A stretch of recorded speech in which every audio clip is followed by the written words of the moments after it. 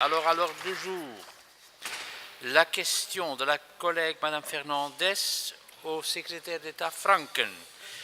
Question sur les migrants de Soudan et le non-respect de la Convention des droits de l'homme et la décision du Conseil du contentieux. Madame Fernandez. Merci, Monsieur le Président, chers collègues.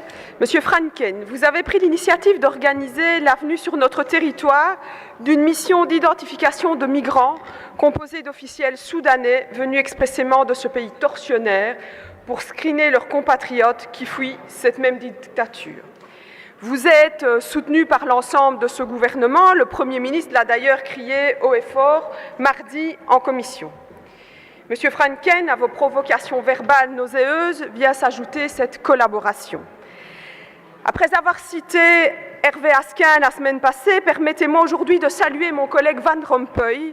Il y a enfin des voix qui s'élèvent dans cette majorité pour condamner vos paroles dégoûtantes, mais aussi contre votre présence dans ce gouvernement. Je suis d'accord avec vous, collègue Van Rompuy. Combien de temps va-t-on encore tolérer cet homme dans cette fonction délicate et humanitaire au sein de ce gouvernement?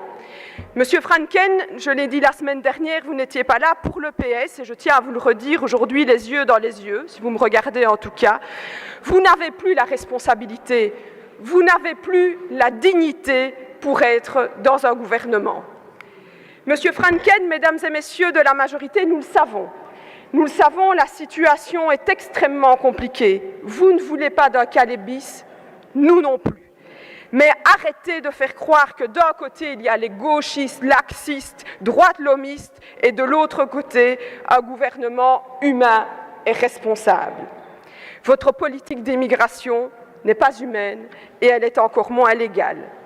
Depuis la semaine passée, on entend le Premier ministre, le ministre des Affaires étrangères, le ministre de l'Intérieur marteler que toutes les procédures sont respectées, qu'il n'y a pas de violation des conventions internationales, qu'on respecte la loi, rien que la loi.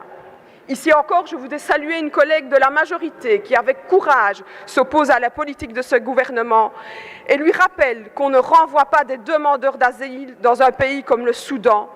Merci, Madame Langerie, de rappeler cette évidence et de plaider pour qu'on fasse exception à Dublin. Mais Monsieur Franken, et j'en viens à mes questions, Monsieur le Président, il n'y a pas que certains membres de votre majorité qui déconstruisent votre argumentaire et votre politique humaine et ferme et respectueuse de la loi, puisqu'un arrêt rendu en urgence par le Conseil du contentieux des étrangers sur un dossier soudanais dénonce la légèreté avec laquelle notre pays a osé traiter un tel dossier.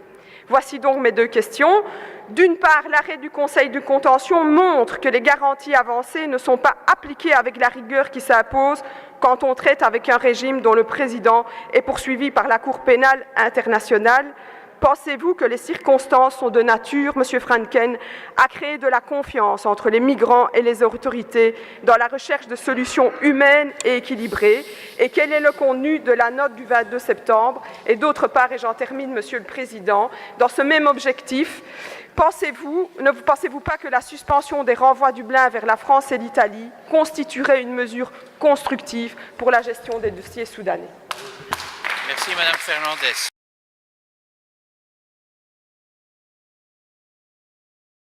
Les personnes sans droit de séjour qui ne veulent pas demander l'asile en Belgique ou qui ont vu leur demande refusée doivent retourner volontairement si possible, mais forcés si nécessaire. Point final. Merci beaucoup.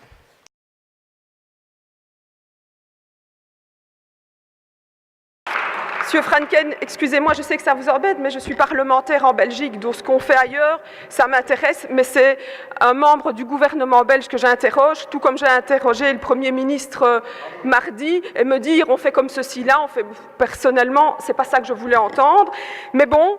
Encore une fois, c'est circuler, il n'y a rien à voir, tout va bien. Je rappelle simplement que vous êtes à l'initiative d'avoir fait entrer dans notre pays des gens qui ont du sang sur les mains, qui torturent, qui assassinent, qui torturent et qui assassineront encore. Alors on peut dire que les procédures sont respectées, le Conseil du contentieux nous dit le contraire.